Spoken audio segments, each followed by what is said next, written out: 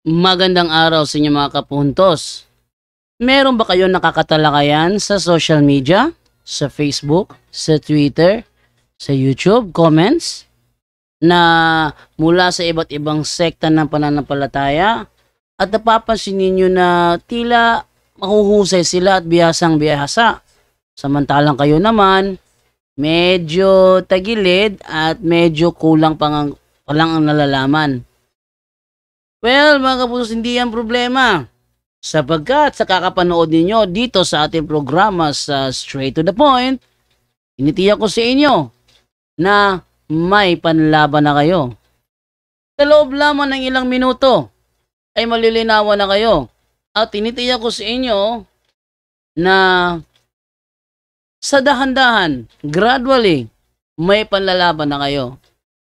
Kaya sa mga bago pa po sa aming channel, please po don't forget to hit the subscribe button, the notification bell, para maging notified kayo sa bawat video na ilalabas ko sa channel na ito. Kaya wag na po natin patagalin. Simulan na po natin.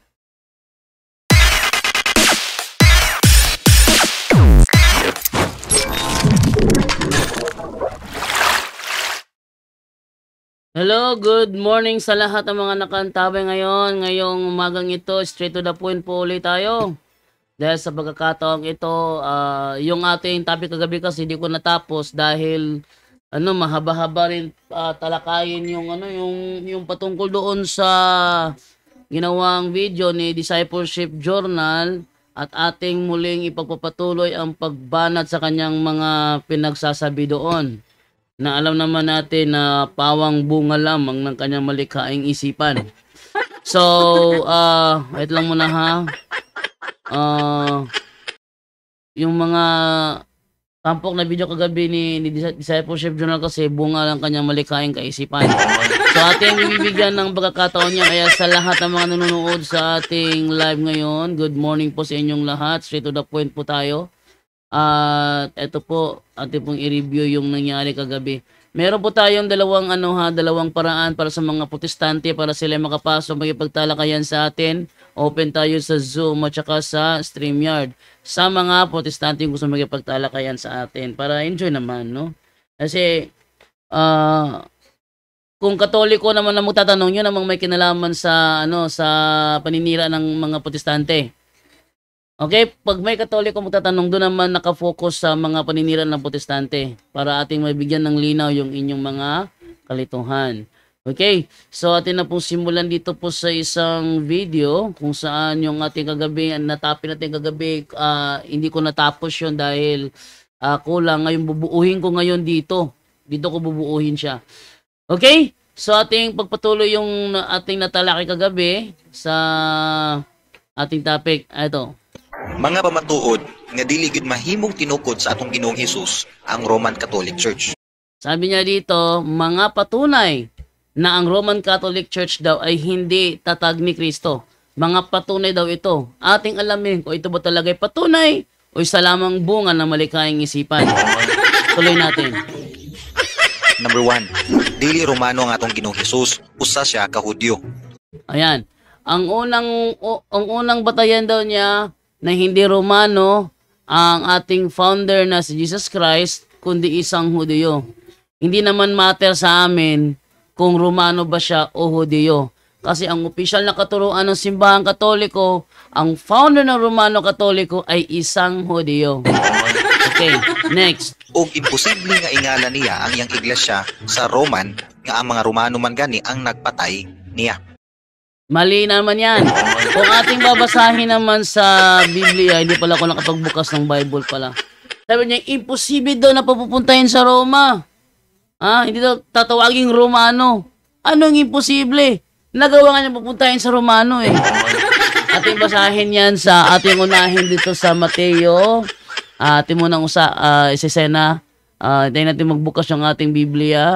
At basa muna ako saglit ng mga comment dito. From Joe Natividad, good morning bro JD, God bless. From Luigi Anthony Lawat Laida, good morning bro JD, watching from Surigao City.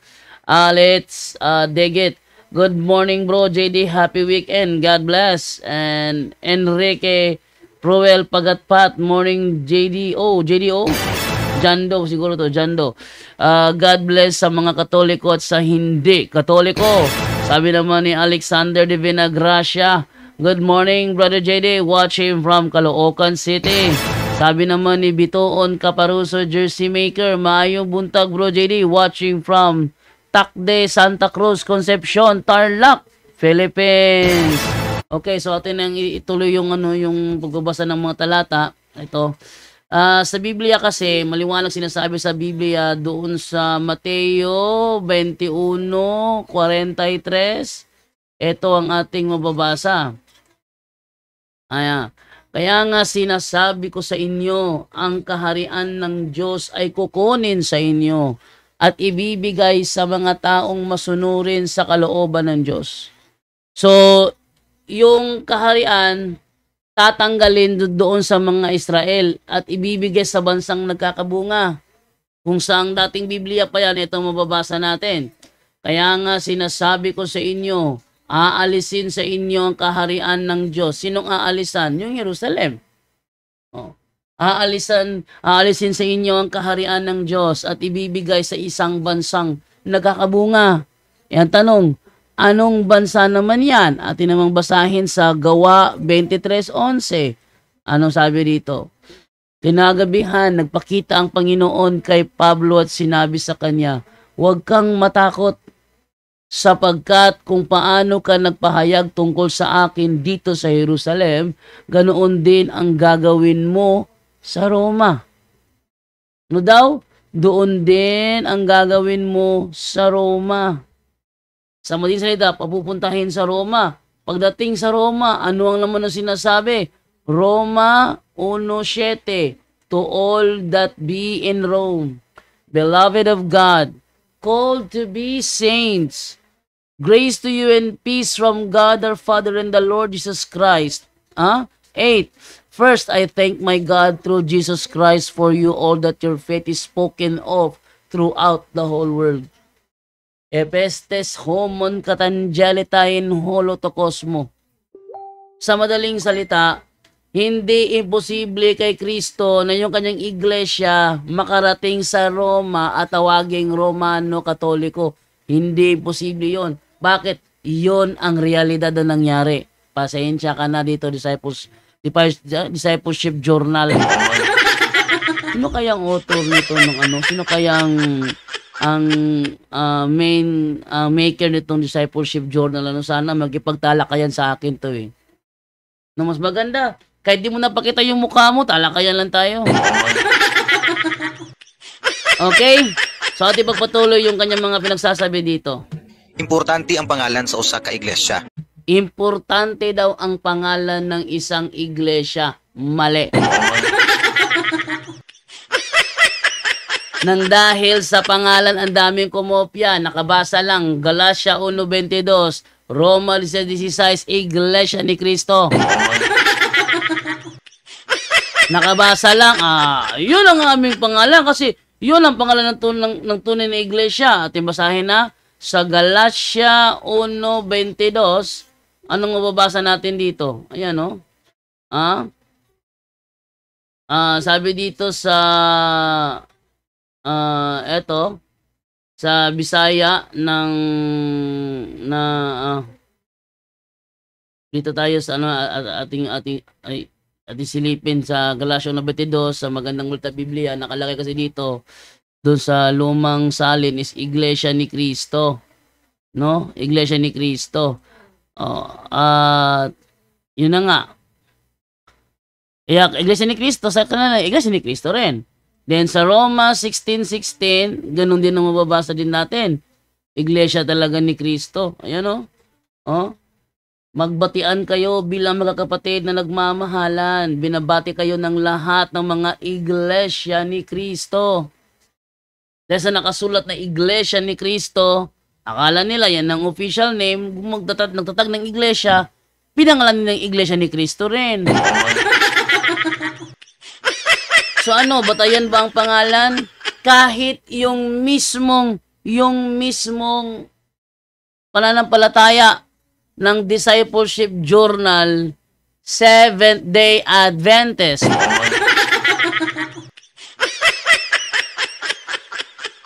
Ha? Yung mismong may-ari ng FB page Discipleship Journal, Seventh-day Adventist. Saan sa Bible yon? Nangungopya kasi ng aral. Ang pangalan di nakopya. Ngayon, tuloy naman natin. Tungod kay pinaagi niini, makakuha tawag ideya kung kinsa ang founder niini o unsa sila nga klase nga pundok usab. Oh, dahil sa pangalan, malalaman daw kung sino ang founder. Mali. Ha? Yung Iglesia ni Cristo pangalang may nakalagay ng Cristo. Hindi naman si Cristo ang founder eh. Ating pakita. Ating ipakita na hindi si Cristo ang founder ng sinasabing Iglesia ni Cristo. Ito ating pakita ha. Oh. Ayun na nga nakalagay, Iglesia ni Cristo, hindi pa sila yung founder, di ba? Oh, tingnan nyo ha. At tingnan to sa pasugo.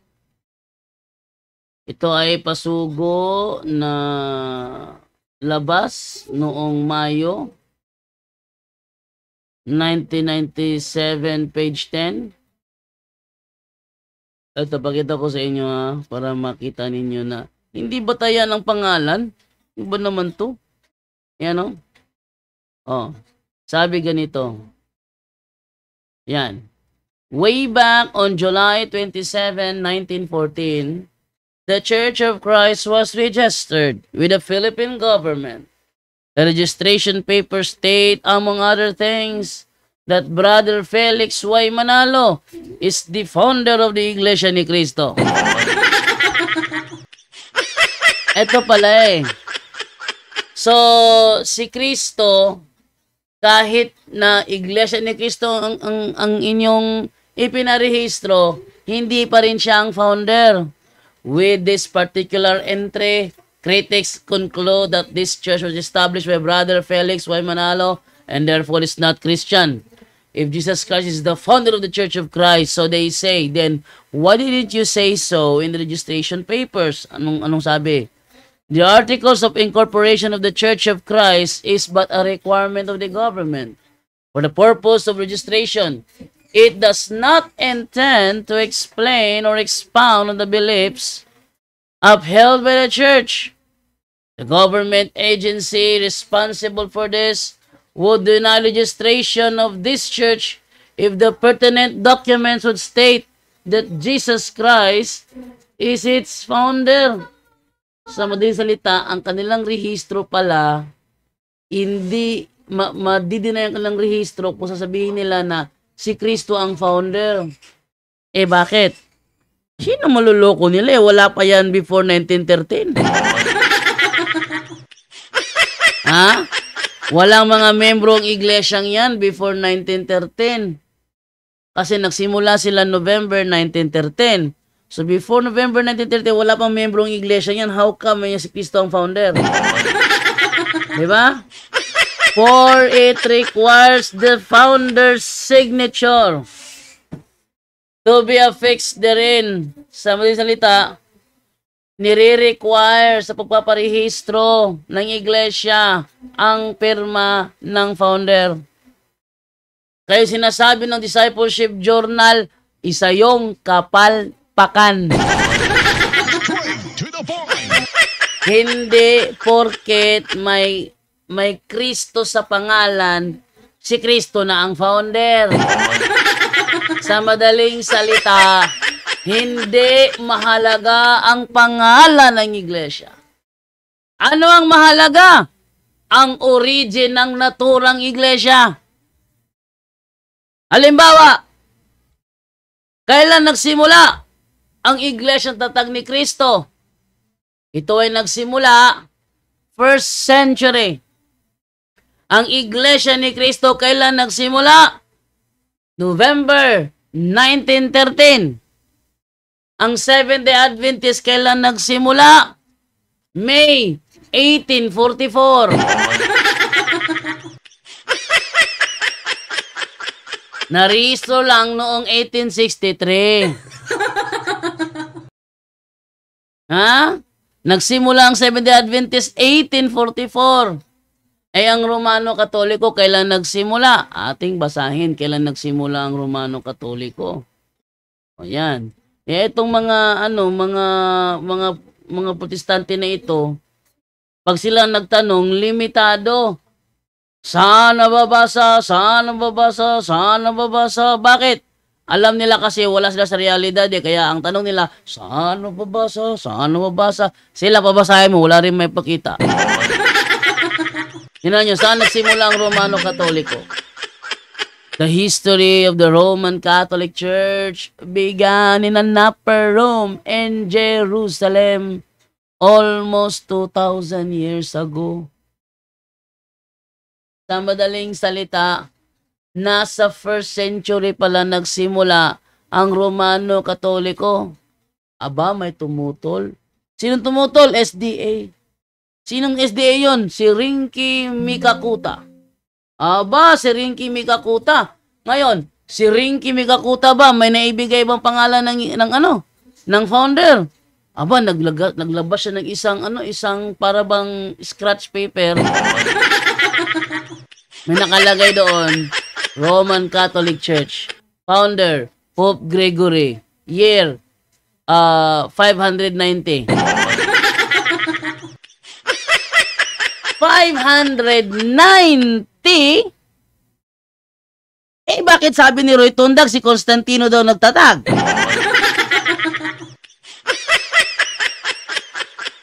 Si Constantino, 321. Sabi ni Rinki Mikakuta, 590. Alin sa dalawang sinungaling? Ang sagot, parehong sinungaling.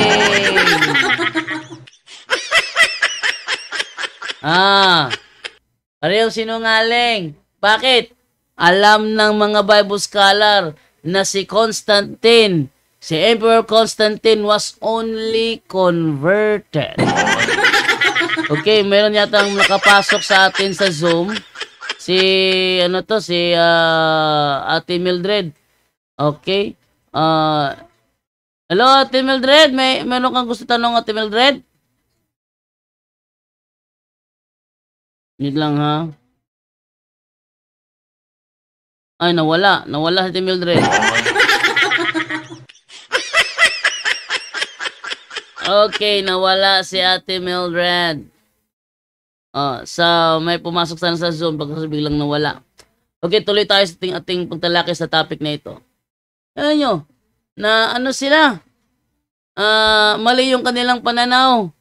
Ang Romano Katoliko nagsimula pala 1st century. Seventh-day Adventist, 1844. INC ni Manalo, November 1913. Sa madaling salita, hindi tugma sa kanila. Alam nyo kung bakit hindi tugma. Ating tingnan dito sa isang encyclopedia. Ano sabi dito? Yan.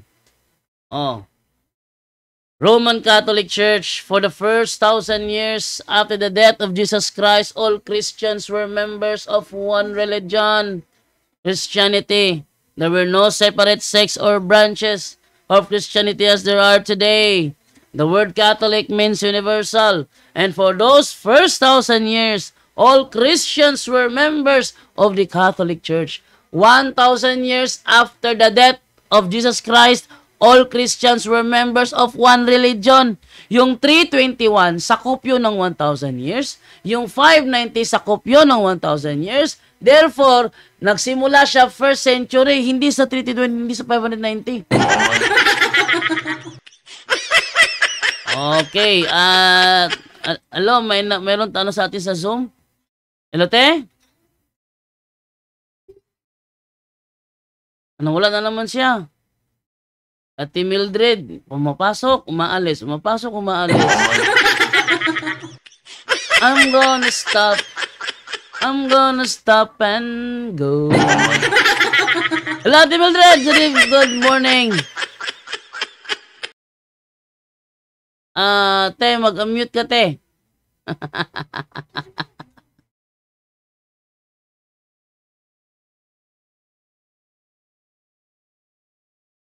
Sige, ako na lang mag-unmute sa'yo. Ayan. Hello! Ayan. Hi, Brother Jando. Hello, good morning. Pasok ako. Mm. Actually, nag-usap na tayo noon, matagal ng panahon, Brad. Nung nag-message ako sa'yo. Nag-usap pala tayo? Tumawag ako sa'yo sa cellphone. Yung may pinaano ako sa'yo, yung may sinabi ako sa'yo noon, yung may nag-message sa akin. Na? Alam mo yun. Sige, Yung may nag-message. ano na message sa iyo? Yung tungkol doon kay Father Darwin na ako yung nag-comment ako doon, yung ako yung pinagalitan niya. Pinagalitan ka ni? Nung yung iwan ko, anong sikta yun? Ano yata yun? Mga ibang sikta yun? Pinagalitan ka? Ba't ka pinagalitan? Iwan ko doon. Kasi nga, yung nag-comment ako doon kay Brother Darwin, kasi doon sa may ano ba tawag doon? Sa debate nila, Ni Father. Sino kalaban niya? Kalimutan ko na, matagal ng panahon yun eh. Anong topic? Kalimutan ko na bro kasi yung bago tong account ko ngayon eh. Yung dati kong account kasi yun yung kasi wala na yun yung dati kong account. Ano sabi niya? Hindi ko na maalala. Ako yung tinatanong niya na, sabi ko, doon ka kay Father Darwin siya yung kausapin mo, hindi ako. Sabi ko kasi sumulunod na lang din ako nito, sabi ko sa kanya. Rubble. So wala ka tanong? Ganun. Basta yung account ko noon ay ano yun eh, yung Mildred Inuhalis yun.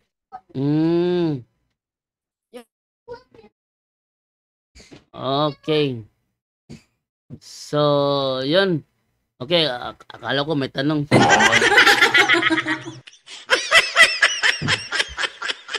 Sa mga protestante dyan. Tagal na yun. Ha? Tagal na yun. Siguro mga 4 na taon na siguro. 4 taon na nakalilipas. Pero di mo maalala yung sinabi ng protestante nun? Di mo maalala tayo sinabi ng protestante nun? Hindi ko na maalala. Tagal na. Okay. Oo. Hindi ko na maalala. Akala ko naalala mo para itanong mo ngayon eh. Pasali na lang sa prayer. Okay. Prayer, ano mo lang. Okay, te. So, ipaano natin yan kay Brother Angel Santos. Si Brother Angel kasi tumatanggap sa mga nagpapa-prayer. Okay. Thank you sa iyo, Ate Mildred. Thank you din, bro. Okay, thank you. Ayan, so continue po tayo ngayon sa ating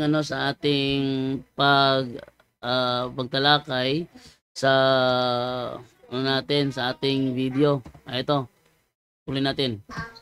Kung Roman Catholic Church ang pangalan sa ilang pundok, pasabot nga taga Roma ang ilahang founder.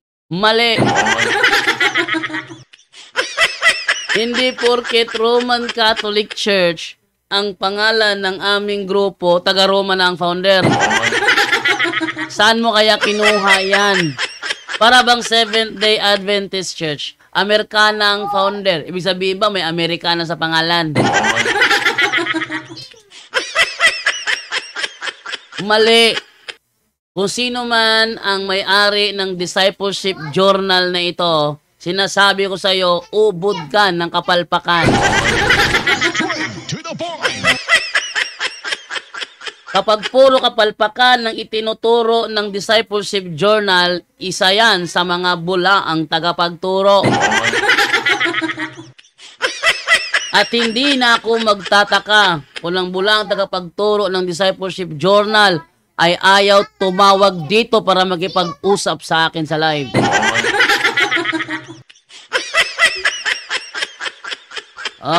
Open tayo ha sa mga protestante na gustong magtanong, magipagsubukan. Open tayo sa Zoom. Open tayo sa StreamYard. May StreamYard link dyan sa natin sa ating description. At open din tayo sa Messenger. Sa mga nakakapag-message sa akin sa Bro Jando Alabado na Facebook account ko. Pwede kayong doon, pwede kayong mag-video call doon. Mas maganda video call para makita kayo. No? So, na natin dito yung ano natin, yung ating ano baka may pumasok dito sa ating Facebook at magtanong. So marami-rami rin yung ating ano no, yung ating mga message request. Di ko na alam alin ba dito yung unahin ko. Dahil hindi naman sila nagsisend lang naman. Pwede ko mag-ask, sabi ni Cheche. Pwede ko mag-ask how I can reach to Father Darwin. Pwede ka mag-ask how can you reach to Father Darwin? Magkipagkita ka po personal. Ganun lang po yun. Okay? Tingnan ko lang dito ha. Ating isa-isahin yung mga ano natin mamaya pagkatapos ng video na ito. Tuloy natin. Og dako kini og koneksyon sa Roma. Mali. Hindi porket may Roman Catholic, malaki ng connection sa Roma.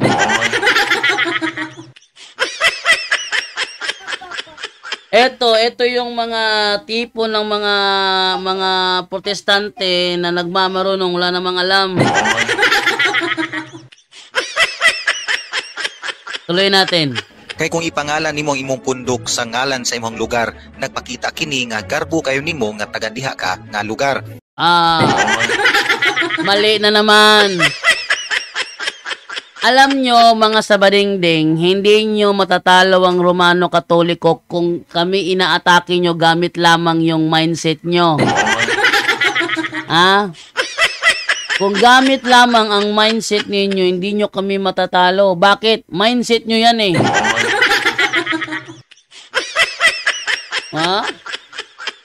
Ang tawag dyan is straw man fallacy. Bakit? Gagawa ka ng straw man, tapos kakalabanin mo, ikaw lang gumawa. Mali yun. Hindi porket may pangalan sa Roman, ibig sabihin malaki na influensya sa Roma. Ngek. Tuloy. O posible nga diha ka nagdako anang lugara. Hindi. Mali. Kasi ang opisyal na katuruan ng Simbahang Katoliko, ang aming founder, lumaki sa Israel. Wala kaming turo nga ang founder ng Romano Katoliko lumaki sa Roma. Sarili mo lang mindset yan. Okay? Sarili mong mindset, solohin mo na lang. Ano ba naman tong mga sabadingding na ito, hindi marunong magkipag-argumentohan? O tuloy pa natin. Pero atong hinumduman nga dili Romano ang atong Ginoong Hesus. We know, na hindi Romano ang founder ng Romano Katoliko. Next. Usa siya ka Hudyo. We know na ang founder ng Romano Katoliko ay isang Hudyo. Next. Nga nagdako usab sa kultura sa Hudyo. We know na ang founder ng Romano Katoliko ay lumaki sa kultura ng mga Hudyo. Gani sa kasaysayan, ang Roma ang makonsider nato nga isa sa mga dagko kaayo nga kaaway sa mga Hudyo sa panahon sa atong Ginoong Hesus. Mali.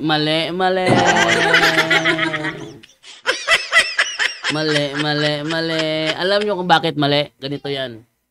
Nung si Kristo ay dinala sa gobyerno, sino ang nagpadala? Di ba, Hudyo? Tapos, pakawala na sana siya ni Pilato, sino humadlang? Di ba, Hudyo? Sabi ni Pilato, wala akong nakikitang kasalanan na ginawa ang taong ito. Bakit? Yung asawa niya, nanagigit ng asawa niya, sabi ng asawa niya, "Uy, ano ka ba naman, Pilato? Nanaginip ako tungkol sa tao na yan. Mabuting tao yung wala niyang kasalanan." Kaya si Pilato nakapag-desisyon, palayain sana si Kristo. Sino ang humadlang? Mga Hudyo. Kaya si Pilato nagbigay ng ibang option. Alam ninyo na bawat fiesta ay magpapalaya kami ng kriminal. Sino ang gusto niyong palayain namin? Si Barabas o si Jesus na hari ng mga Hudyo? Anong sagot ng mga Hudyo? Si Barabas! Si Barabas! Si Pilato hindi nawala ng pag-asa, gumawa pa rin ng paraan. O sige, pagkakawalan ko na rin nito, wala itong kasalanan eh. Sabi ng mga Hudyo, hoy, sumbong na sa emperador. Yang taong yan, nag-aangkin na siya ay hari. Hindi namin hari yan. Sabi ni Pilato, Bakit? Kayo mga Hudyo, sino bang hari nyo? Sabi ng mga Hudyo, yung emperador! Yung emperador ang aming hari! Hindi yan! Oh. Ngayon, sabihin nyo sa akin, kalaban ba?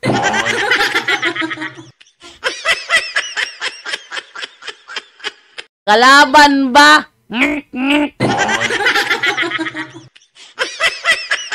Palibhasa kasi, hindi kayo naturuan ng tama. Discipleship journal. Kung sino ka man, sana lumakas ang loob mo, pasukin mo ako ngayon. Di yung puro ka lang nakatago dyan sa salawal ng FB page mo. Mali talaga. Sobrang mali talaga.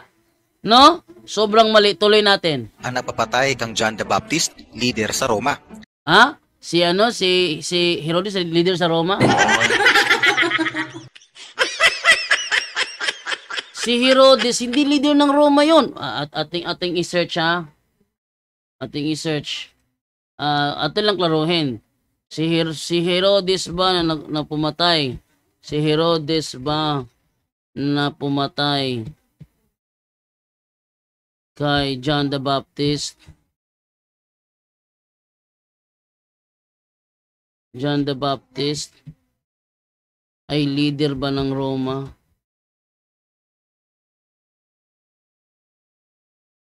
Ang sagot. Tingnan nyo ha. Pakita ko sa inyo ha. Itong discipleship journal, sinungaling to eh. Tingnan nyo, pakita ko sa inyo. Ito. Yan o. Halina, Espiritu Wait lang. Santo. Ano ba naman yan? Ba't nagkaroon ng ano doon? Wait lang ha. Ito tayo sa sa ChatGPT. Ay, nagkaroon ng intro cam. Okay. Ito. Yan. Sabi ganito. Ito sabi dito. Si Herodes ba na pumatay kay John the Baptist ay leader ba ng Roma? Pakinggan din si Discipleship Journal. Ang napapatay kang John the Baptist, leader sa Roma. Sabi niya, ang napapatay kay John the Baptist, leader sa Roma. At ibalikan ang sinasabi dito ng ChatGPT. Si Herodes ba na pumatay kay John the Baptist ay leader ba ng Roma? Sagot, hindi. Ano daw? Sagot, hindi. Iparating nyo kay Discipleship Journal para makita niya ang kanyang kapalpakan. Sabi dito, hindi. Si Haring Herodes na nagpapatay kay Juan Bautista ay hindi isang leader ng Roma.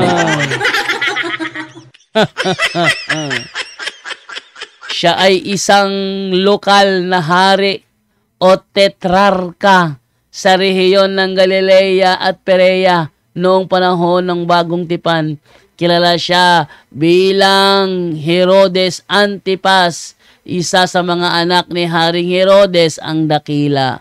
Sa madaling salita, yung Herodes na nagpapatay kay John the Baptist ay hindi leader ng Roma.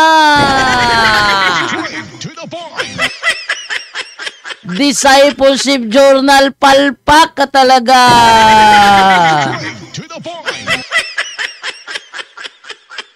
Ano ngayon yan?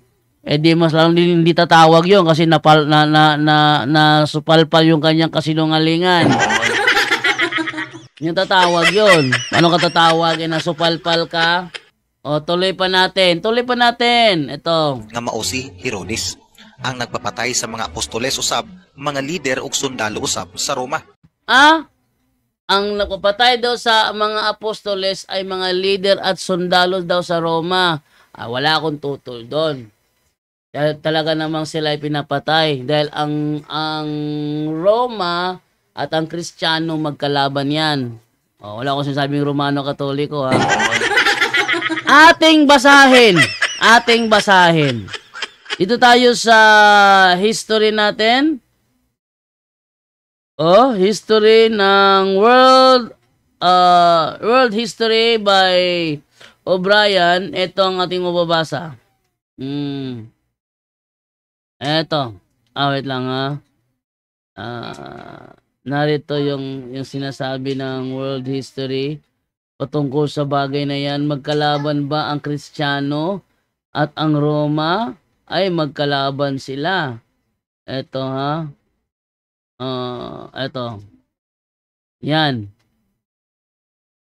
Okay. So, tipakita sa screen natin. No? Eto. Sa screen. Yan. Ano sabi dito? Page 181 sa aklat ng World History by O'Brien, The Roman Persecution. The chief reason why the Roman government persecuted the Christians were, first, the Christian denied the Roman gods. Ano daw unang dahilan?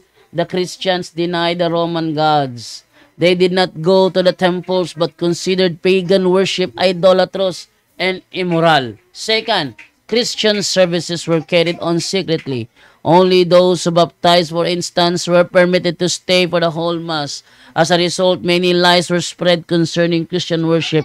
It was even said that the believers in their ceremonies killed children and ate their flesh. Number 3, the principal reason why the Roman state tried to crush the church was a political one. The Roman government oppressed the people and ruled by force. Such a government cannot permit an organization like the Catholic Church to exist. The Christians would not adore the state as supreme in all things, would not accept the emperor as God. Ano daw ito? Kalaban pala ang Roman government at ang Roman Catholic Church. Sabi nila ngayon, wala naman nakalagay Roman Catholic dyan nakalagay dyan, Catholic. Catholic. Yung Catholic ba, hindi ba yung Roman Catholic? Patunayan natin na yung Catholic, yun din ang Roman Catholic. Ito, atin mo nang buksan muna sa Wikipedia tayo, no? Para makita ninyo. Wikipedia. So, ating buksan dito, Catholic Church. Catholic Church founder. Yan. Ay, Jesus Christ pala. Jesus Christ pala yung founder ng Catholic Church. Okay, dito tayo sa ito to.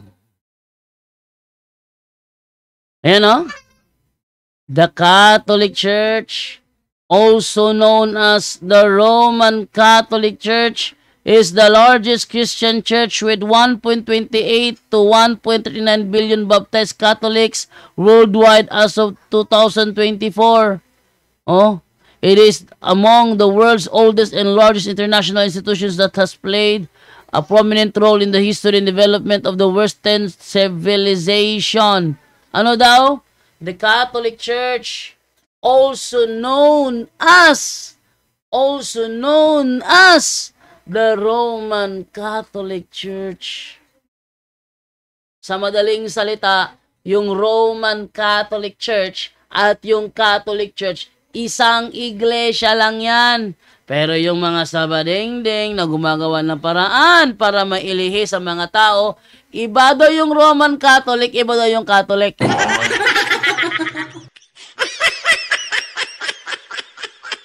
Anong iba? Bakit sinabi niyan also known as kung iba pala?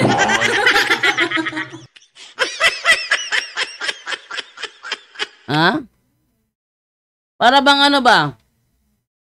John Logan, also known as the Wolverine. Ibig sabihin ba, iba si John Logan, iba si Wolverine? Para bang Clark Kent, also known as Superman. Iba si Clark Kent, iba si Superman, ganun ba? Kaya nga also known as AKA, the Catholic Church, AKA Roman Catholic Church. Siya rin yun. Tingnan yung mga preso pag nahuli. May nakalagay diyang pangalan, AKA Bato.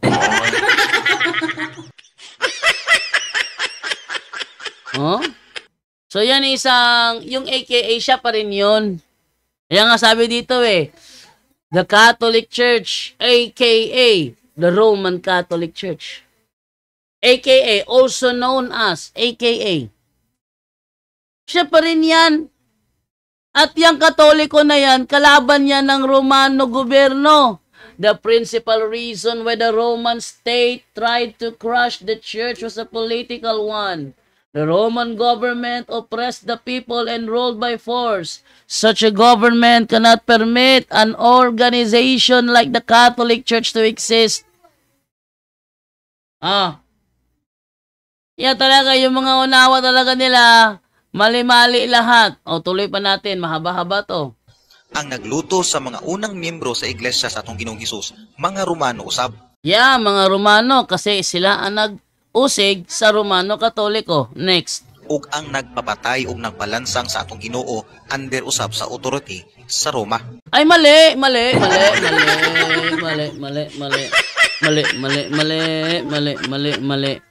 Anong Roma? Sabi ni Pablo Hudiyo, kaya nga sabi ni Pilato, kuhaan niyo ko tubig. Matigas ang ulo ng mga Hudiyong ito eh. Kuha ka tubig. Boss, ano yan boss? Anong tubig yung boss? Yung tubig inumin? Hindi. Hugas ako ng kamay ko. Ganon. Sige, planggana. Lagyan niyo yung tubig. Pinapatawag ni boss. Kuha ng planggana. Sa harapan ng maraming tao, naghugas ng kamay si Pilato.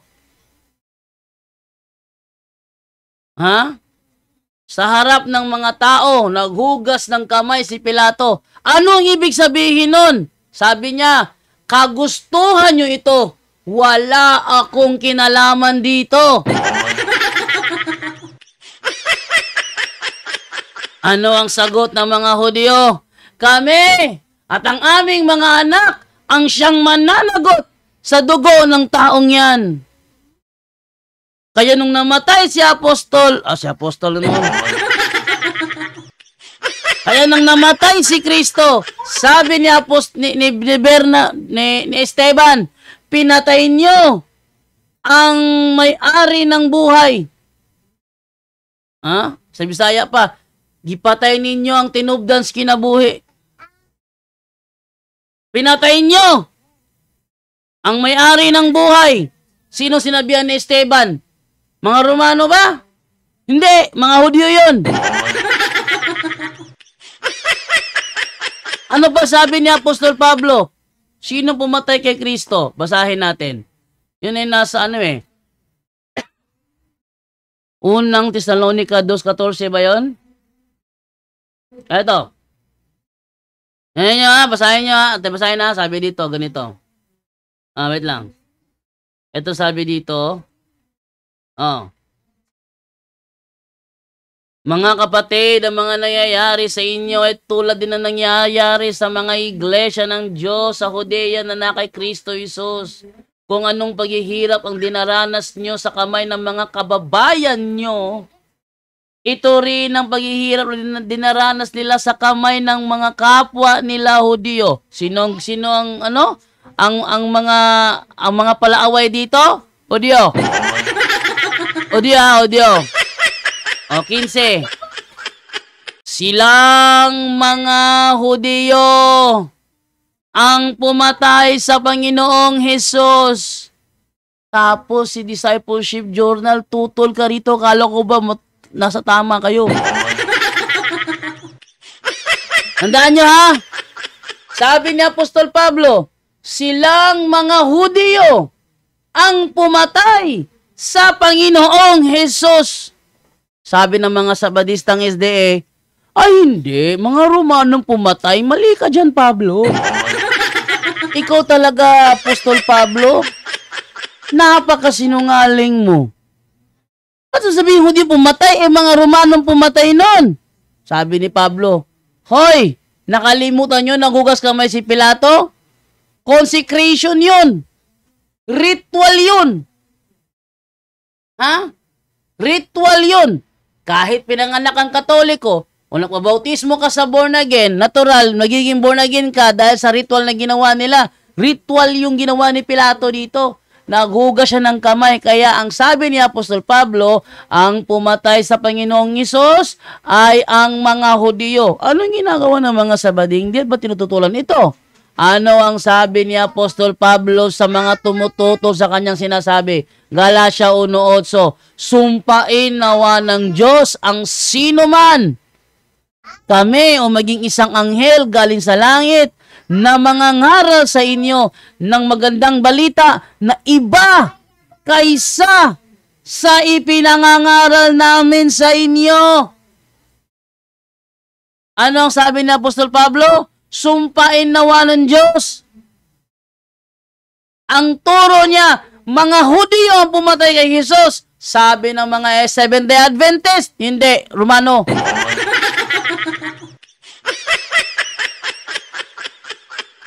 Ha? Tapos sabihin nyo, sumusunod kayo, ngek, ngek, ngek. Ayan nyo, walang SDA na papasok dito at magtatanong. Wala.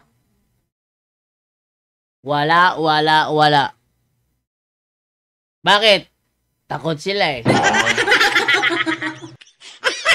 Ha? Takot sila dito eh. Oh, tuloy pa natin ano? Ito magandang talakayin to eh. Mga palpak ng Seventh-day Adventist. Kasi kapag yung evangelist palpak, ibig sabihin ang nagturo sa kanya mas lalong palpak. Kasi ang mga pinagsasabi nito, turo sa kanila, di ko na masasabi na against sa kanilang official teaching sinasabi dito ni Discipleship Journal. Kasi tugma sa kanilang official teaching na to eh. 'Di ba? Sa madaling salita, talagang palpak ang tagapagturo niya. Tuloy natin. Ilogic na lang nato kung ang nagpapatay kang John the Baptist mga Romano, ang nagpapatay ug nagluto sa atong mga apostoles ug mga miyembro sa unang iglesia sa atong Ginoong Hesus mga Romano usab, ug ang nagpersecute ug ang nagpalansang sa atong Ginoong Hesus sa cross Romano usab. Ganahan kaha ang atong Ginoo nga nganlan niya og Romano, Katoliko ang iyahang iglesia. Yes. Yes. Ganahan siya. Payag siya. Ngano man, siya na mismo yung gasulti. Ang gingharian pagakuhaon gikan ninyo og ibalhin sa nasod nga makahatag og maayong bunga. Unsa man ang nasura? Roma!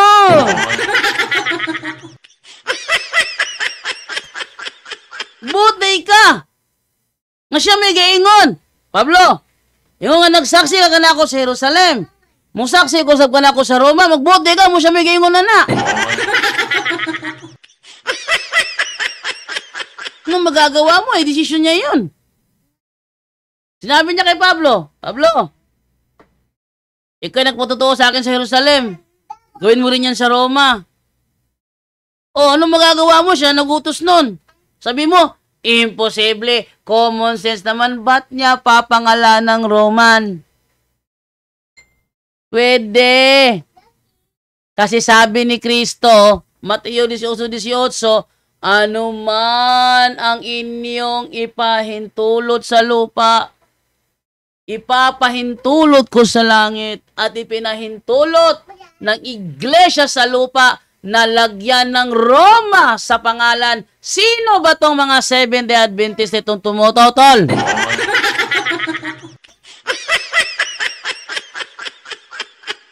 Yan nga sabi ko, mali talaga eh. Sobrang mali talaga eh.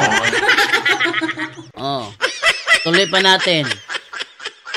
Number 2, ang ilang pag-angkon usab kang Peter nga mao'y ilang unang Santo Papa, mao kuno'y nakapahimo nilang tinuod nga iglesia sa atong Ginoo. Mali! Mali! Palpak! Straight to the point. Ang nakapagpatunay sa amin na kaming tunay na iglesia, isa lang. Sabi ni Brother Darwin sa debate lang ni Ramel Parba, sabi niya, usal lang ang hinungdan, nganong nahimong tinuod ang Iglesia Katolika, walay laing rason, si Kristo ang nagtukod nini. Si Kristo ang nagtukod sa Iglesia Katolika, nahimong tinod ng Iglesia Katolika, kay si Kristo ang nagtukod niini. Tagalogin ko? Straight to the point. Sabi niya, Brother Darwin, sa debate lang ni Ramel Parba, doon sa Loon nangyari yon. Walang ibang dahilan kung bakit naging tunay ang Iglesia Katolika. Sapagkat si Kristo ang tagapagtatag nito. Isa lang ang dahilan bakit naging tunay ang Iglesia Katolika. Sapagkat si Kristo ang founder nito. Sasabihin ni Discipleship Journal, inaangkin daw natin na si Pedro ang unang papa. Therefore, ang pagkaunang papa ni Pedro, ang unang dahilan kung bakit naging true church tayo.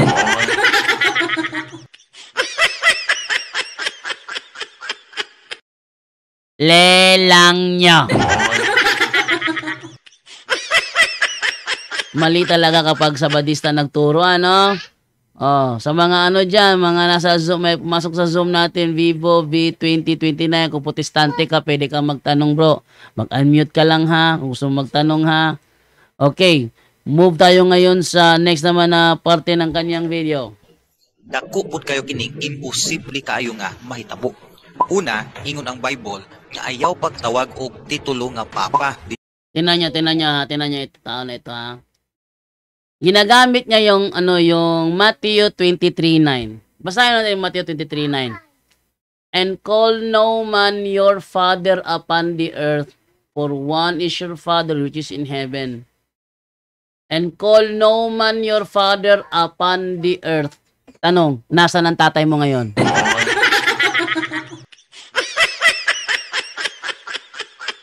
Nasaan ang tatay mo ngayon? Ha? Nasa lupa? Nasa dagat? Nasaan ang tatay mo ngayon? Kung ang tatay mo nasa earth, anong tawag mo sa kanya? Father o mother? Walang sinasabi ang Matthew chapter 23 verse 9 na pagdating sa relihiyon, bawal kong tumawag ng father. Huwag niyong makalimutan na si Abraham, naging tatay yan ng Muslim, naging tatay ng Judaismo, naging tatay ng Kristyanismo. Saan natin naging tatay si Abraham? Sa pananampalataya ba? O dahil asawa niya nagluwal sa atin? Mali talaga, mali.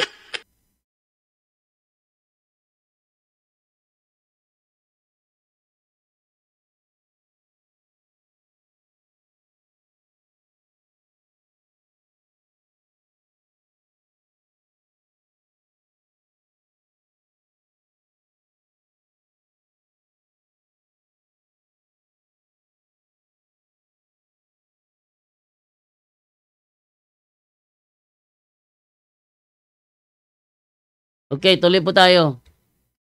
Abangan po ninyo ha, may sacramental blessing po ngayong alas 12:30. Kung si Padre Darwin ang mag-blessing ng sacramental, launa. Oh. Sa madaling salita, etong Matthew 23 verse 10, hindi siya literal. Hindi siya specific na literal. May pakahulugan ito. Kaya kung literal ito, huwag niyong tatawaging father yung mga tatay nyo. Ha? Kung literal ito, huwag niyong tatawaging tatay yung mga tatay nyo. Tawagin yung ate. Gagamit ng talata, mali naman. Bakit naging Santo Papa si Apostol Pedro? Dahil ba siya Papa?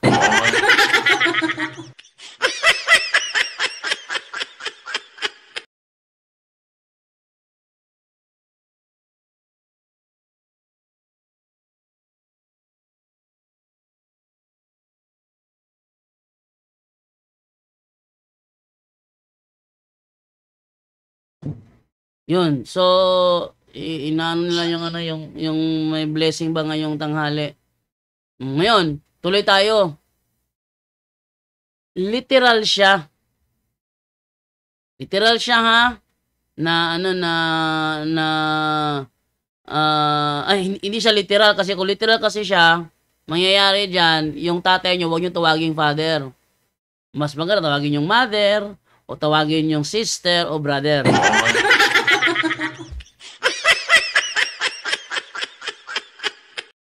Eh kung masampal kayo, kasalanan nyo yan. Bakit? Kasi ginagawa nyong literal ang hindi dapat sana literal. Yun ang kapalpakan nyo dito. At huwag nyong tanggalan ng karapatan ng mga anak at tawaging father yung kanilang tatay dahil nasa earth yung kanilang tatay. This one? Oh. Yeah, mali yung ano ninyo, unawa ninyo.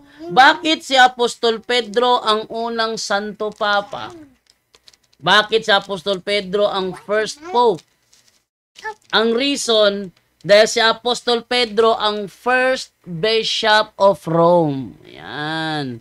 Ate pakita ha, ano bang ibig sabihin ng Pope? Ate pakita. Wala kasi mga alam tong mga Sabadista na ito eh. Tira ng tira, wala namang alam. Yan nangyayari, hindi alam kung ano mga pinagtuturo nila. Ito, ate pakita ha. Ito. Asan ba yung Pope? Pope. Ito. Ano? Ito. The Catholic Encyclopedia, Volume 8, page 571. The Pope. The popular title of the Bishop of Rome, successor of Saint Peter and visible head of the Catholic Church, is Pope. Ano daw yung Pope? Popular title of the Bishop of Rome. Eh sino ba ang pinakaunang Bishop of Rome? Pag ako nagtanong sa mga Sabadista, walang maibigay.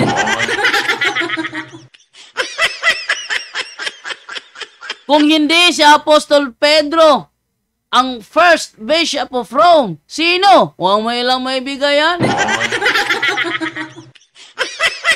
Merong isa nagbigay, Saint Linus. Sabi dito, Saint Linus is the first Bishop of Rome. Pero ang karugtong, after Peter.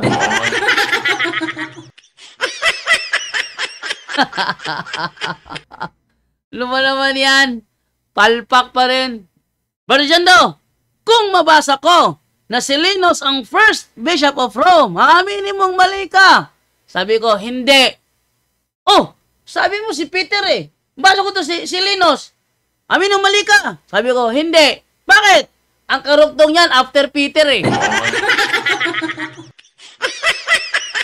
Alam nyo, yung mukha ng sabadingding na yon, nahilaw.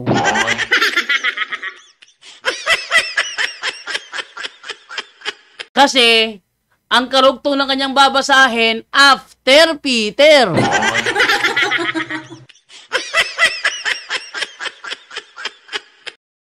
Yan.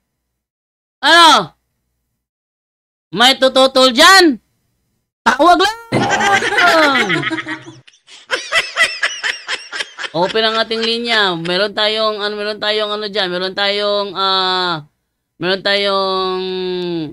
StreamYard, meron pa tayong Zoom. O, bukas tayo sa mga gustong magtanong na protestante. Magipagtalakayan, open tayo.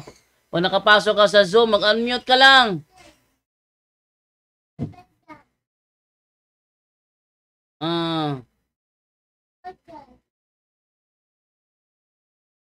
Wait lang ha, may ano dito eh.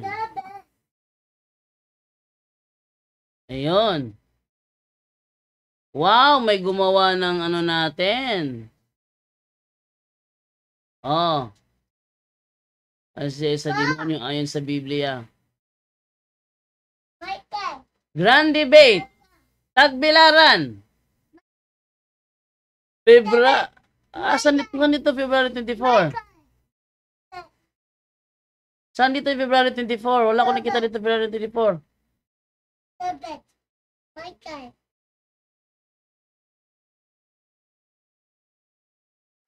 Ha? David? Si David sila ha. Asa tayo mo rubble? Asa mo rubble? Ako di ay. Oh. Wala ko, tos David ko. Tos David to ka. Ha?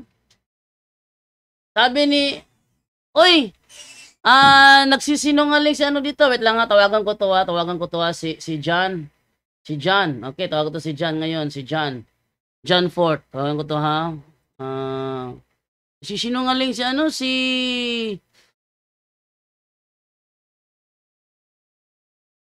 Iba ang topic nila ni Father Darwin. Nangarap ba naman siya, dalawa kami kalaban niya. Sa akin pa lang, lugi na to eh. Tawagan ko to, be. Tawagan ko to, ha.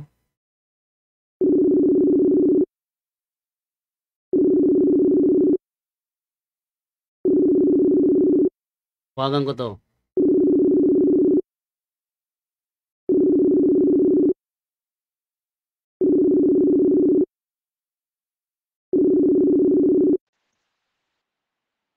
Hello, bro. Hello, bro. Oh. Ano ba to? Si John Rico pala to. Bro John Rico. Sino nag-post nito? Itong sinin mo? Si Jared po. Si Jared na nag-post ito. Actually, may pagkakamali sa ano niya, sa tema niya. At saka sa affiliation niya. Unang-una, ang tema na patutunayan ko ng RCC ay sa demonyo ayon sa Biblia, ako lang kalaban niya rito. Yung kay Father Darwin, iba yun, patungkol yung kay Mama Mary. Pero tuloy yan, bro, sa 24. Tuloy yan, February 24. Yung makakalaban niya, si Father Darwin, about kay Mama Mary yun. Patutunayan ni Father, para ng Father Darwin, wag sa kanyang tema doon, patutunayan niya, about Mama Mary. Ito naman si Jared, negative siya. Tapos sa laban namin dalawa, alas 3, siya affirmative dito, ako naman yung negative. Maganda to. Pero hindi kaming dalawa ni Paladar po sasabayin niya rito. Nakakalito. Iwan eh. Ha? Tapos akala ko dalawa kayo, tapos isa siya. Ay, tas hindi. yung topic ng... Ang taas naman ng pangarap niya. Nakukontak mo si ano, bro? Si Jared ba? Nakukontak niyo si Jared? Nakukontak mo siya? Hindi. Hindi po, may nakapost yan, Brad eh. Nasa Mali. Hindi ganito. Yung kanila ni Father Darwin about Mama Mary, yung amin, itong temang pinost niya, patutunayan ko na ang RCC ay sa demonyo ayon sa Biblia. Ito yung amin. Yung kay Father Darwin, about kay Mama Mary. Hindi kasama si Father Darwin dito, iba kay Father Darwin sa tema niya. Sabihin, dalawa kalaban niya. Alas 3, ako. Sa alas 6, Father Darwin. Hindi kami magkasabay ni Father Darwin na lalabanan niya. Ang taos mo ng pangarap.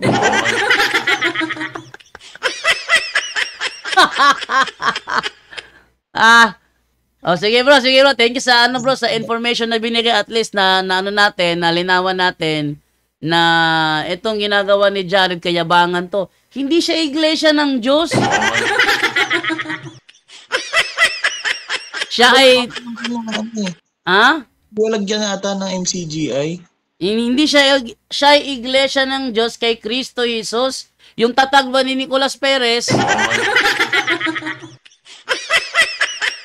Tatag ni sino yun? Ni Januario Ponce at saka ni Teofilo Ora. Sila nagpasimuno ng ng title na Iglesia ng Diyos kay Kristo Jesus eh. Kay Nicolas Perez yung may haligi at suhay ng katotohanan. Tapos bro, may ibibigay sana ako sa iyo meron kasi ako nakitang post niya noong nakaraan.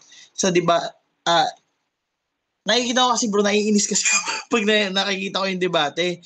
Meron ako nakitang turo niya, may kaaway ata siyang INC. Ang sabi niya dun sa INC, patungkol bro sa pagsasari, di ba yung lalaki, sa turo natin, bawal masturbation. Tapos, meron siyang kausap, isisend ko sa iyo bro yung link Sabi niya, okay sana kung paminsan-minsan. Tapos, di ba bro, yung sa kanya, Bible alone, na yung striktong Bible alone, bawal ka mag-history, bawal ka ng church fathers. Ang maganda ko sanang pang tanong nyo, Brad. Tanong nyo sa kanya kung kailan kayo mag-ausap. Saan mababasa sa Biblia na pwede kang magsarili basta paminsan-minsan. Sige, tatanong ko yan.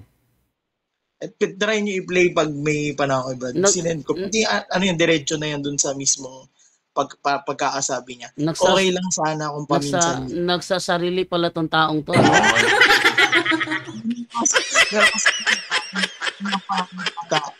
Lero, basta yung salita, tas lero. Sabi niya, panay-panay, pangit yung gano'n. Okay sana kung paminsan-minsan. Sabi niya ito pala, ano pala ito eh. Mahilig pala ito magsarili. So, ating pakinggan yung ano ni Jared, ito pakinggan natin. Kalibugan ba yung ginagawa ni Jack Ruro panay-panay? Okay lang naman sana kung paminsan-minsan.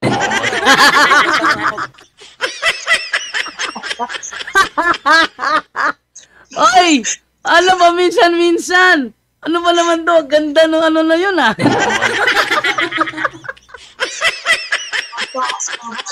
Paminsan, eto pala, kaya pala ang payat-payat mo. Kaya pala. Ang taas ng liig niya, parang antelope. Yun pala. Okay, thank you sa iyo, Brother John Rico. Thank you, bro. Thank you, bro. Thank you. Yun. Maganda si nahuli. Okay lang sana paminsan-minsan. Ay, pala utog pala to.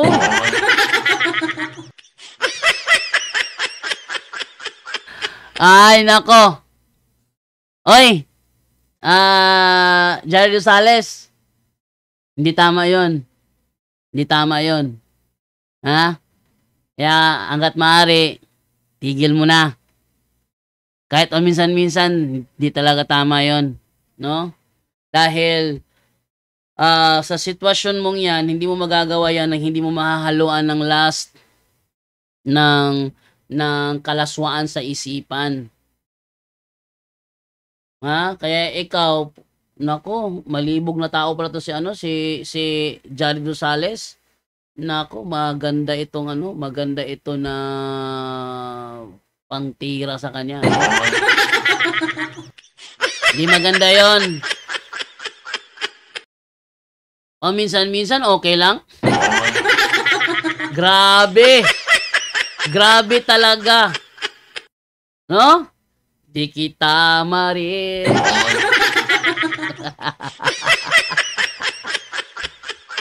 Ay, ano ka ba naman? Nako. Kulelat talaga, kulelat. So, yun ha, mali yung sinabi doon ni Jared Rosales, di tama yon. Kahit na sa nyo balabalik talaga yung mundo, di tama yon. Okay. So, proceed po tayo.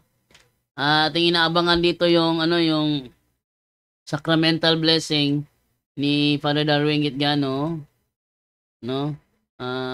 Abangan natin yung kanyang sacramental blessing dito para kung sakali is mag-live na sila sacramental blessing, maanuhan natin kaagad. Wala pang live.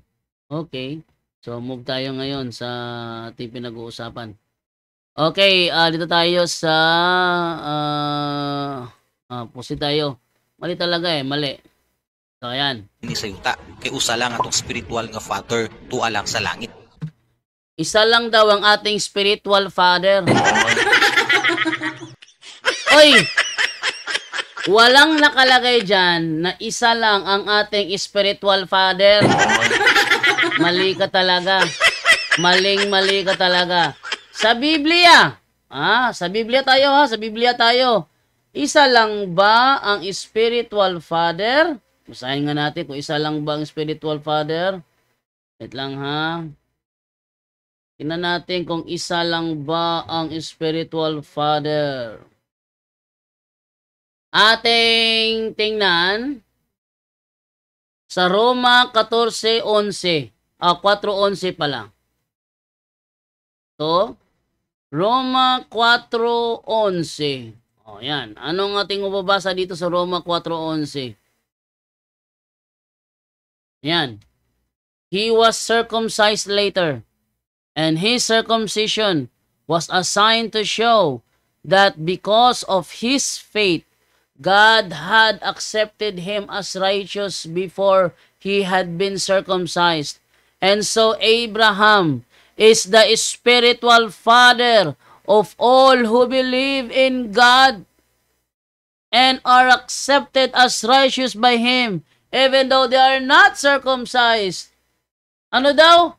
Si Abraham is the spiritual father. At kinonfirm pa niya yan uli. Dito sa verse 16, sabi niya, and so the promise was based on faith in order that the promise should be guaranteed as God's free gift to all of Abraham's descendants, not just to those who obey the law, but also to those who believe as Abraham did. For Abraham is the spiritual father of us all. Mali talaga, discipleship journal magturo, no? Mali talaga. Oh, si Apostol Pablo ba, naging spiritual father din? Basahin natin sa Philemon. Philemon chapter 1 verse 10, ito sabi, so I make a request to you on behalf of Onesimus, who is my own son in Christ, for while in prison, I have become his spiritual father. Si Apostol Pablo, naging spiritual father din. So mali ang sinabi niya. Mali ang sinabi niya. Actually, si Apostol Pedro, naging ama din yan eh. Ito, tanan nyo, your sister church in Babylon, also chosen by God, send you greetings, and so does my son Mark. Saan niya naging anak si Marcos? Spiritual na anak o biological na anak? Natural, spiritual na anak. Eh kung si Marcos yung kanyang spiritual na anak, ano siya? Spiritual father din siya. Palpak talaga. Sobrang palpak talaga ng katuruan na ito. Tuloy natin. Moingon din sila nga si Abraham lagi gitawag mag-father of faith. Pag-honor o pag-ilaman tong Abraham na siya ang amahan sa pagtuo, sa iya nagsugod ang kaliwat sa mga Hudyo. Father of faith. Spiritual father ang mababasa natin sa Good News Translation. What? What spicy food? Spicy snacks? Get one. Get one. Only one. But somehow, What? there is another one working for the store, and then he's saying, I have to spend money or... No, you tell. List it to my pa. My pa is Jando Alabado. Oh. I did say that because I said her my first name. Oh, David. No, your pa. No, my pa told me that I can get it. So.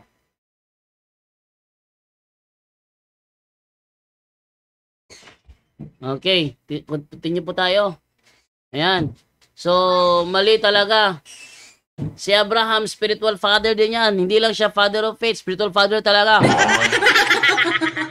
Tingnan mo, alam niyang mali siya. Tinuloy pa rin niya. Tuloy natin. Pero kung mutawag kag title gyud sa usa ka father, di gyud na din pwede ihatag sa tao kay ngadto lang na sa Dios. Ha? Title, father? Hindi pwede ibigay sa tao? Bakit yung tatay mo? Anong title na tawag mo sa kanya?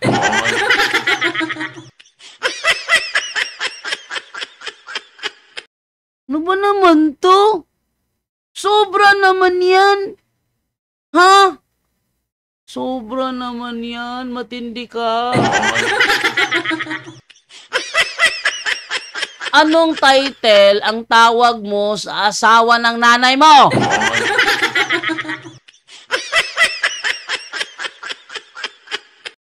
Kay tatay, kay daddy. Isa lang ibig sabihin yan, father pa rin eh.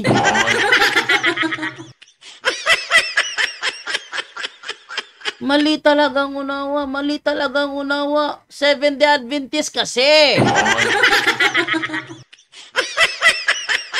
Yan ang problema. Na, mag-SDI ka pa. Mali-mali unawa mo. Tuloy pa natin. Ikaduha, minyo usab si Pedro ug suba kini sa balaod sa Batikan sa pagkahimong Santo Papa. Ay! Mali! Mali.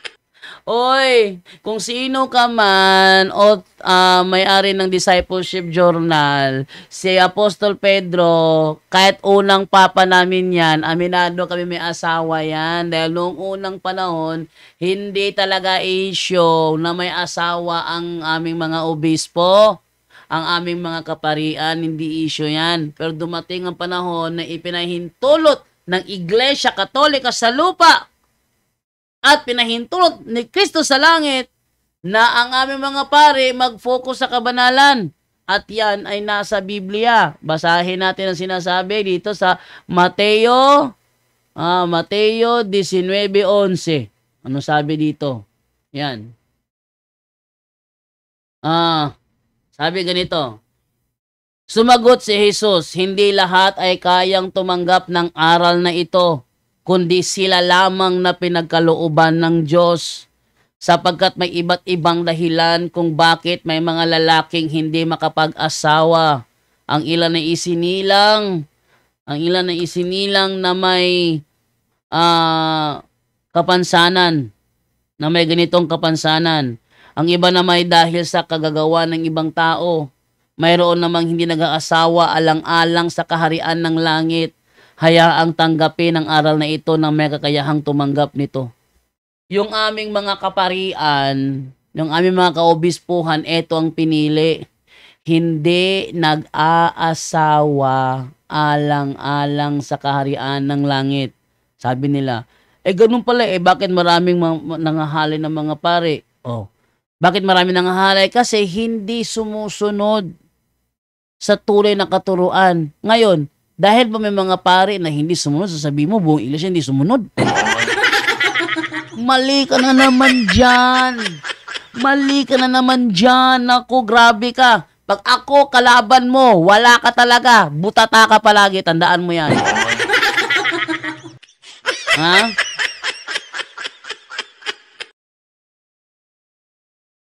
Huwag kang mangarap na ako'y makalaban mo dahil tiyak ko mabubutata ka talaga. Huwag mo na lang pangarapin na one day, isang araw, makalaban mo si Jando Alabado. Titiyak ko sa'yo talaga mapapahiya ka talaga. Promise yan.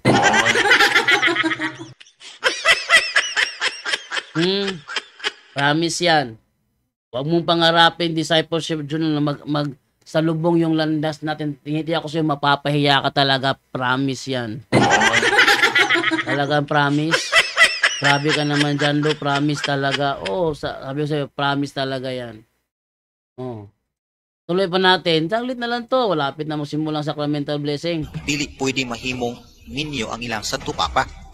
Sa ngayon, kasi unahin, tinan yung sitwasyon ko. Yung sitwasyon ko, ha? At sitwasyon ni Eugene Gapo. Yan ang sitwasyon namin dawal ni Eugene Gapo.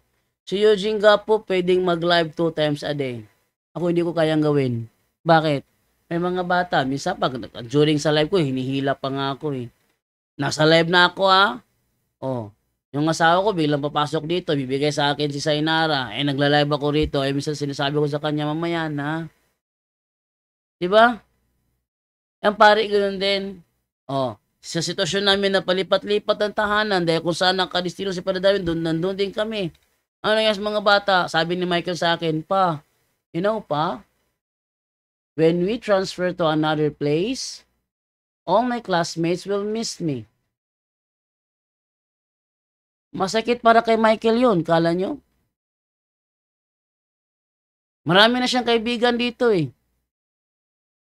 Pag si Padre David ilipat sa ibang lugar, syempre kami lahat sama kami doon. Ano mangyayari? Sabi ni Michael, all my classmates will miss me. And I will miss them more. Because they are all my friends. Yung pare, bibigyan mo ng anak. Hindi pwede yun.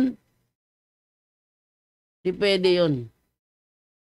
Yeah, mali ka talaga. Next. Ikatulo, wala bunyagi usap si Pedro nga ulo ra ang ibasa. Ay! Walang kinalaman yan. Teka, napapansin ko na ha. Akala ko ba mga patunay ito na hindi si Kristo ang founder?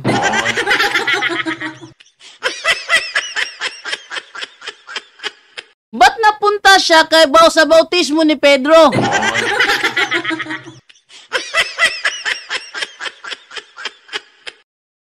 Hindi pala patunay itong mga ito eh. Alam mo, ganito yan. Ganito yan sa Discipleship Journal, kung sino ka man. Para mapatunayan mo na hindi si Kristo ang founder namin, maglabas ka ng ebidensya. Ang founder ng Romano Katoliko ay si. Ibigay mo ang pangalan. Ito ay tinatag niya noong, bigay mo yung taon, yung petsa. At ito ay tinatag niya doon sa, bigay mo yung lugar, Roma. Ito ay tinatag niya sa Roma. Sino ang natatag sa Roma?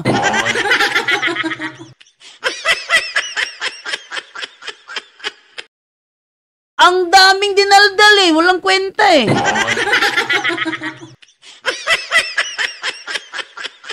Kung saan-saan ka napunta eh. Yung mga pinagdadala mo, mga basura lahat ang mga yan eh.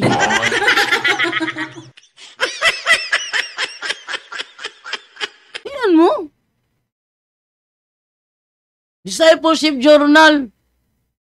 Kung sino ka man, huwag mong pangaraping magkaharap ay mapapahiya ka talaga. Sinungaling ka eh. Tingnan nyo. Mga patunay na hindi si Kristo ang founder. Sino?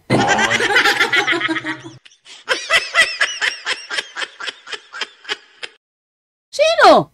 Asan ang referensya mo? Lapas nyo. Kayong mga sabadista kayo na tumututol na kaming Iglesia Katolika founded by Jesus Christ, ilabas yung mga referensya ninyo. Tingnan nyo si Alpi Haba. Alam nyo totoo, ano sabi niya? Wala nang founder ang Romano Katoliko. Ang sabi ni Alpi Haba, wala nang iglesia ngayon. Yung genuine na tatag ni Kristo, wala na yon. Ganyan na ang turo ni Alpi Haba ngayon. Kasi hindi niya ma-deny ang realidad that the founder of the Roman Catholic Church is Jesus Christ. Hindi niya ma-deny yun. Ano yun sila? Kung hindi si Kristo na tayo, sino? Walang sinasabi ang history. Wala. Kahit pa may imudmud mo sa mukha niya yung referensya, sasabihin mo lang niya, wala akong nakita.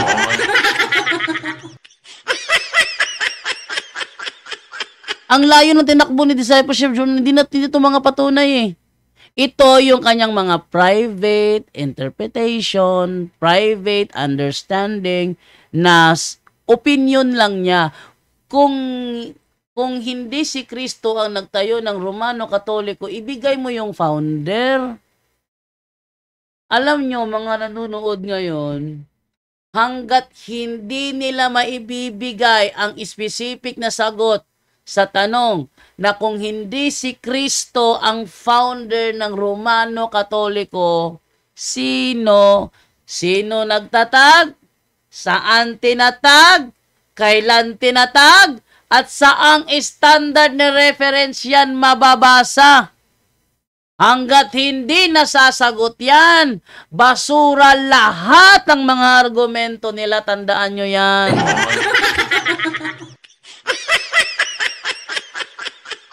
Tandaan nyo yan. Basura lahat ng mga argumento nila hanggat hindi nila nasasagot ng tama. Kung hindi si Kristo ang founder ng Romano Katoliko, sino? Saan tinatag? Kailan tinatag? At saang standard reference mababasa? Wala.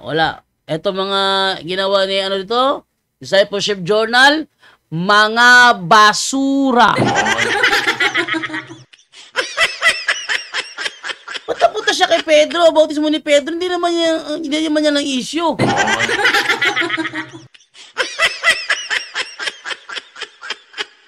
Anong tawag dyan? Red herring fallacy, straw man fallacy. Ano tayo magagawa dyan? Basura na yung ni Discipleship Journal kung saan sana nakararating eh. Wala nang kwenta, doon pa lang basura na. Okay. So dito naman tayo ngayon sa ating magbabasa ng mga comment natin sa live, no? Ha? Tingnan natin dito ha. Tayo sana sa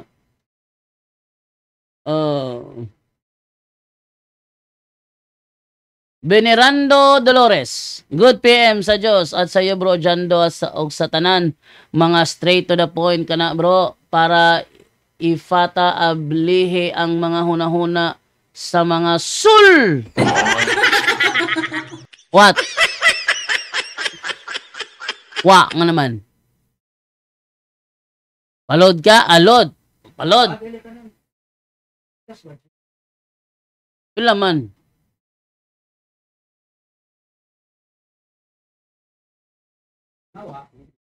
Magpa-Gcash daw siya 200.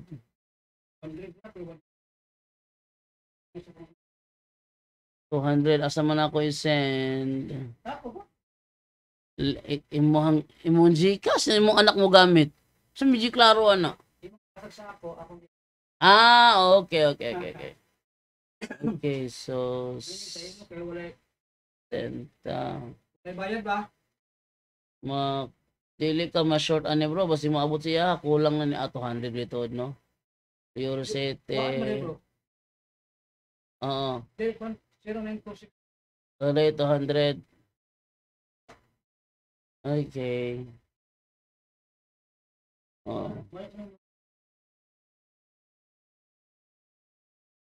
Okay na, nasa na? Thank you. Next na bro, bayad. Nagsdanas para Darwin. Sa yung bless ko sa komentar karon. Yeah. Para Darwin? Sa mga dyan, magpapublish sacramental, be ready kayo ha. Dahil si Para Darwin magpapublish sacramental ngayon. Sabi ni John Ford, ask ko lang bro kung kumpirmado ba debate nyo ni Jared sa February 24. Pinost kasi nila, di ko naman nakita nagpinopost nyo na bro. Yes, February 24. Okay? February 24 po ang talakayan mangyayari sa Tagbilaran yan. Ana Marie Maniquez, asa ang Blessing Bro na page, FB o YouTube? YouTube! Pero itry ko na read din dito sa live natin. Eto na sinasabi ko, hihila naman ako. Maga! Ha? Di ba, ninila naman ako ng Divine. Okay. Freddy Almero. Good morning bro JD. Pwede magtanong sa Matthew 9:16-17. Ito ba ay nangangahulugan ba to sa Old and New Testament? Ano nga ba ang pagka-interpret ng simbahan nito? Salamat and God bless. At sa lahat na binubuo ng punto por punto. Ano yun? Matthew 9:16-17. Tingnan natin. Matthew 9:16-17. Okay. Sabi ganito, walang nagtatagpi ng bagong tela sa isang lumang kasuotan. Sapagkat kapag umurong ang bagong tela, mababatak nito ang tinagpian at lalong lalaki ang punit. Ang ibig sabihin nito bro, yung mga lumang katuruan, hindi sa atin yun. Hindi sa atin ang lumang katuruan. Yun ay para sa mga Israelita. Yung sa atin, yung bagong katuruan. At yung mga katuruan na yun ay ang mga katuruan ni Jesucristo. Yan ang ibig sabihin ng Matthew 19:16-17. Wala rin nagsasalin ng bagong alak sa lumang sisidlang balat. Kapag ganoon ang ginawa, puputok ang balat, matatapon ang alak at mawawasak ang sisidlan. Sa halip isinasalin ang bagong alak sa bagong sisidlang balat at sa gayon kapwa ito nagtatagal. Sa madaling salita, ito ay pagbabago ng katuruan mula sa katuruan ay tinuro sa mga Israelita sa Judaism at ngayon sa katuruan Kristiyano. Yan ang unawa dito, bro. Okay? Sana naunawaan mo. Ayan ha, and then ito naman tayo ngayon sa next naman na katanungan. Vicente Centino, good PM bro Jando. Naku, panunuorin ko yung talakayan nyo ni Jared. Excited na ako. Tingnan natin kung gaano siya kagaling. Ayan ang gusto kong makita. Sabi ko sa kanya, sige, kopyahin mo ang style ni Eli Soriano para bawat kilos mo predictable ko.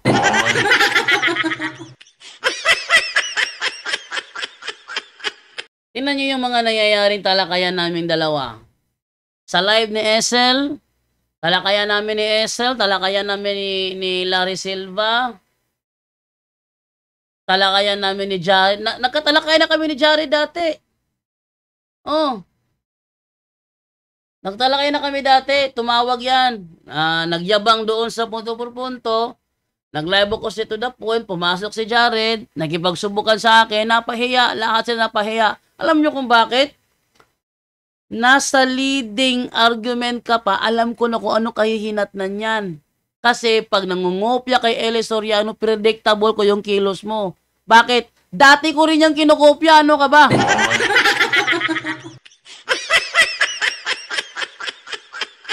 Dati ko rin yung style ni Jared na kapag nagsalita, bilang gaganon. Kasi ganun yun eh. Hindi ba? Ganun, biglang gaganon. Wala namang ibang kausap. Napansin niyo yun? Style ni Jared po siya ng salita. Kasi ganyan kasi yun eh. Kasi alam nyo kapatid, bilang gaganon sa tagiliran, o di sa tagiliran, wala namang ibang kausap yan. Ba't siya gumaganon-ganon? Kasi si Eli Soriano, pag nagsalita yun, lumilingon sa kanyang mga staff sa tagiliran niya. Ito si Jared, ganun din si Jared, kopya-kopya rin. Ganito yan, kasi ganito yan mo, ganito yan mo. Hindi niyo ba alam? Napansin niyo? Napansin niyo? Ganun siya. Lilingon-lingon, ganun. Lingon-lingon. Nangungopya kay Soriano.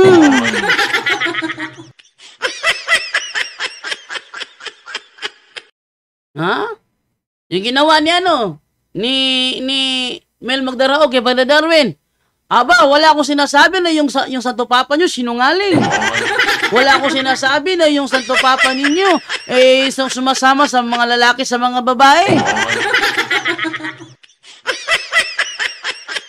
The same sa ginawa ni Jared. Sabi niya kay Mark Umbaw, ayoko namang sabihin Mark Umbaw na ikaw ay gago. Ayoko namang sabihin na tarantado ka. The same yung style nila. Yan si Jared sa harapan. Pag biglang nag-ano yan,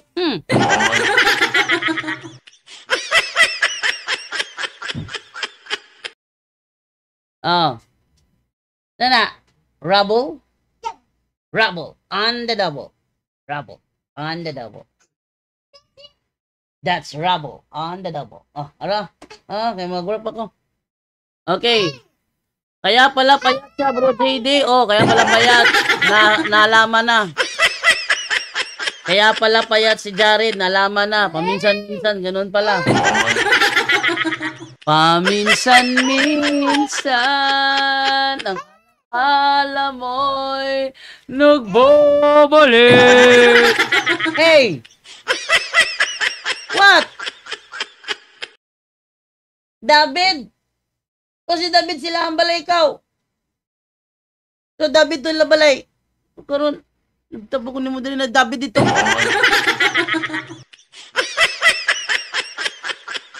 To David ko, to David, to David, to. Hindi ba na to? Ha? Yan. Sabi ni Eugene De La Rosa, gaano ka kasigurado yung larawan original? Hindi kahit 1% hindi ka sigurado. tinanggap mo lang kasi ayon sa iyo kahit pa tayo ngunguyain mo basta ayon sa iyo. Ha?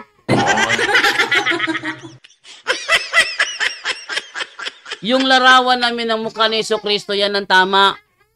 Oh, tutol ka, bigyan mo ko ng tama.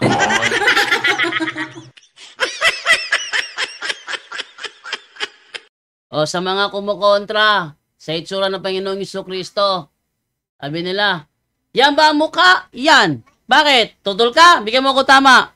Sabi niya, bakit iba ang mukha dito? Bakit iba ang mukha nito? Alin ang totoo dito? Ang sagot, lahat yan totoo. Lahat totoo? Ha?